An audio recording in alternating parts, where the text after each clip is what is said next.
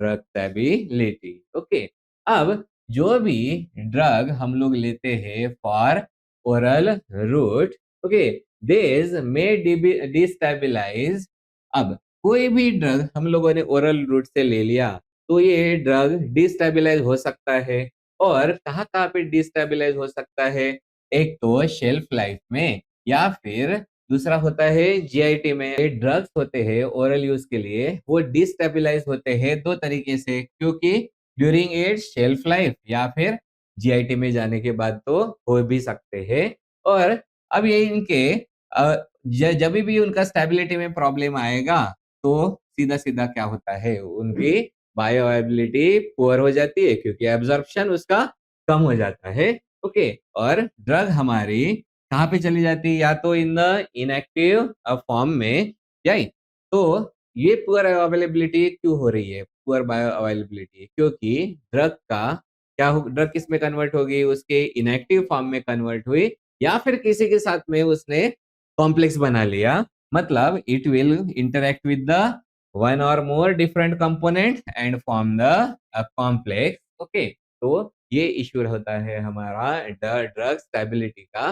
तो ड्रग हमारी कैसी होनी चाहिए? स्टेबल होनी चाहिए, नहीं तो उसका एब्जॉर्प्शन कम रहेगा और उसके वजह से उसकी बायो अवेलेबिलिटी कम रहेगी, राइट? तो ये होता है ड्रग स्टेबिलिटी। ओके, और लास्ट में है हमारा stereo chemical nature of the drug. अभी मेडिसिनल केमिस्ट्री में आप लोगों ने देखा होगा S form, R form, okay, फिर कौन सा वाला फॉर्म होता है?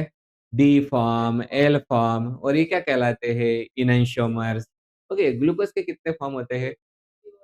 Dextro and Leo form. Okay, तो ये जो डेक्स्ट्रो एंड लियो फॉर्म होते हैं वो क्या है एक्चुअली में? उसके आइसोमर्स होते हैं। ओके, बॉडी को किसको रिकॉग्नाइज करता है? Only and only dextro form of the glucose. Okay, आप इसलिए हम लोग उसको क्या बोलते हैं? डेक्स्ट्रोज। तो what is dextrose? It is glucose. कौन से फॉर्म में है? डेक्स्ट्रो फॉर्म में है, because our cells absorb only and only dextro form of the glucose. अगर लियो कितना भी चढ़ाए तो सेल्स एब्जॉर्ब नहीं करते हैं। That's why stereochemical nature of drug is important. Okay, तो यहाँ पे अपने जितने भी ड्रग्स होते हैं उसमें से 60% ड्रग्स कैसे रहते हैं? कायरल ड्रग्स होते हैं। Chiral drugs means which have the chiral carbon. Okay, और chiral carbon means having 4। हाँ, कार्बन जो होता है उसकी वैलेंसी कितनी रहती है? 4। ओके, तो चारों में भी अलग अलग ग्रुप्स लगे वाले रहेंगे, तो उस कार्बन को क्या बोलते हैं हम लोग?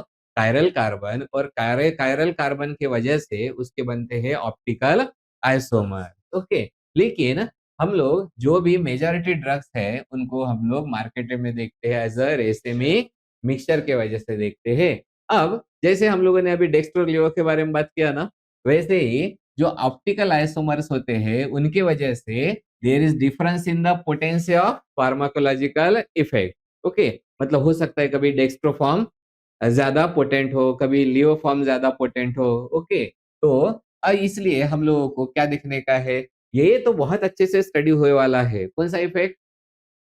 फार्माकोलॉजिकल इफेक्ट तो अच्छे से स्टडी किया वाला है, लेकिन बाद में ये इसका इफेक्ट फार्माकोकाइनेटिक्स पे भी क्या होता है वो भी स्टडी किया गया है। तो यहाँ पे देखते हैं जो भी इनैंशियोमर्स होते हैं, और इनैंशियोमर्स मतलब क्या है? उनके दो आइसोमर्स है। तो दोनों भी आइसोमर्स है तो उनकी फिजिकल और केमिकल प्रॉपर्टी यूजुअली कैसे होती है? Same. Okay, so they have the physical and chemical property same रहती है। तो हमारे जो कुछ सम बायोलॉजिकल प्रोसेसेस रहते हैं जिनका नेचर कैसा है?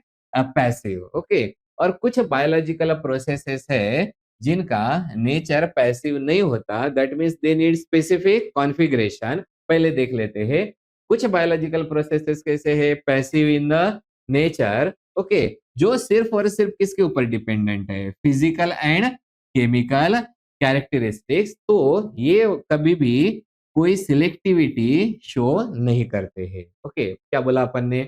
इनैंशियोमर्स। इनैंशियोमर्स के दोनों प्रॉपर्टी कौन से? फिजिकल एंड केमिकल प्रॉपर्टीज कैसे रहते हैं? सेम। तो कुछ प्रोसेसेस है जिनको उससे कोई फर्क नहीं पड़ता, और सिर्फ किसके ऊपर डिपेंडेंट रहते हैं? फिजिकल एंड केमिकल प्रॉपर्टीज के ऊपर डिपेंडेंट रहते हैं, तो वो इनैंशियोमर के ऊपर सिलेक्टिविटी दिखाएंगे क्या? नहीं। ओके, मतलब यहाँ पे जो भी ड्रग की प्रॉपर्टीज है, मतलब जो यहाँ पे जो भी अभी एब्जॉर्प्शन होने वाला है, वो किसके ऊपर डिपेंडेंट है? Depending upon the processes in the body. Body में कुछ प्रोसेसेस है जो जिनको कोई लेन देन नहीं है, सिंपल लैंग्वेज में किससे लेन देन नहीं है?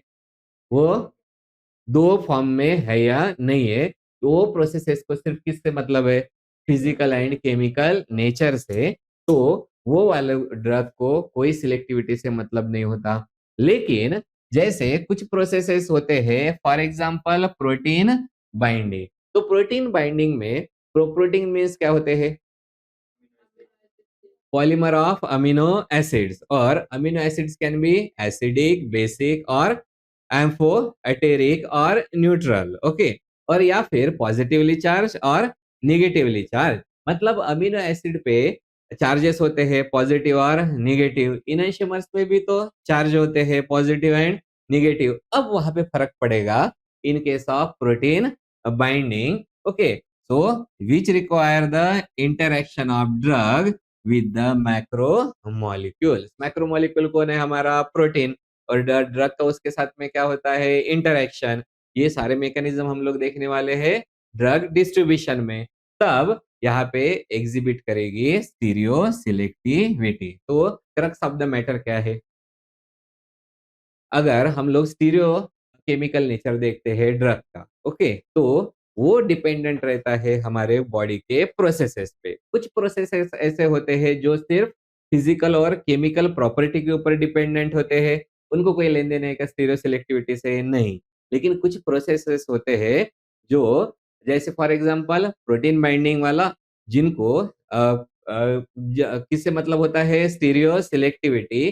तो अगर पॉजिटिव के साथ में प्रोटीन बाइंडिंग होता है, देन फिर से वो अफेक्ट करेगा हमारा ड्रग का availability, okay. So that this is the issue, okay. लेकिन मेजॉरिटी हमारे जो ड्रग्स रहते हैं वो पैसिवली एब्जॉर्ब होते हैं, जिसके लिए उनमें स्टीरियो सिलेक्टिविटी की जरूरत नहीं है। अगर स्टीरियो सिलेक्टिविटी होती है तब these are absorbed by the carrier mediated process, okay. और इसी को हम लोग क्या, कौन सा वाला प्रोसेस बोलते हैं? Facilitated drug transport mechanism, okay. So mechanism of drug absorption.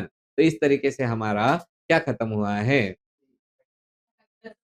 Factors affecting drug absorption, मतलब हमारा खत्म होता है ड्रग एब्जॉर्प्शन, जिसमें हम लोगों ने कौन से फैक्टर्स देखे हैं? फिजिको केमिकल फैक्टर्स, और बाकी के फैक्टर्स तुम लोग पढ़ोगे। कौन से वाले हैं? disintegration time, okay, as disintegration time increases absorption decreases, हाँ, and as dissolution time increases absorption decreases। फिर वो क्या रहते हैं? Manufacturing variable, okay. उसके बाद में फार्मास्यूटिकल इंग्रेडिएंट्स, तो इंग्रेडिएंट्स के ऊपर भी डिपेंडेंट रहता है, ओके। तो वो हम लोगों ने सबसे ज्यादा कहाँ पे देख लिए हैं? टैबलेट एंड कैप्सूल, बराबर। टैबलेट के वाले हमेशा एक ही आता है, कौन सा है? टैबलेट, और दूसरा है पैरेंट्रल्स में, ओके। तो ये चीज देखे है। और बाद में तो कौन से फैक्टर्स है? पेशेंट रिलेटेड फैक्टर, वो आप लोग पढ़ लेना, ओके। तो इस तरीके से हमारा खत्म होता है ड्रग एब्जॉर्प्शन